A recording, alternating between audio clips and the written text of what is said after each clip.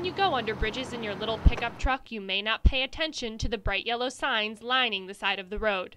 But these height signs serve as necessary warnings to truck drivers. New York native Cheryl Boucher says drivers who don't pay attention to these signs could have to deal with costly consequences.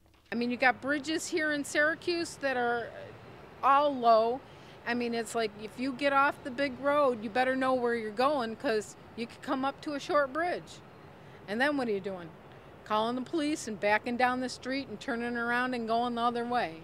Governor Paterson has proposed legislation that will require all trucks in the state of New York to have GPS systems that will direct drivers to routes meant for trucks. I think it's reasonable to request it. Whether or not the trucking industry as a whole will go along with it is another question. It's another added expense. They're already getting squeezed on several fronts. Gas prices are high. Toll prices are high. Gene Salento is the public information officer for the New York State Department of Transportation. He says the state puts up many signs in order to give trucks fair warning.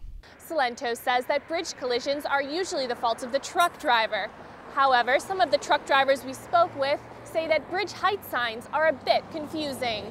What scares me the most is a lot of the bridges in New York City are marked 12.6. And the trucks are 13.6, and the bridges are even higher than that. I mean, you can still fit under them with a 13.6 trailer. My thing to Paterson is mark the bridges their actual height, you know, and then people aren't going to go under them. Even though the GPS systems may be safer for trucks, some drivers say they just don't want to spend upwards of $200.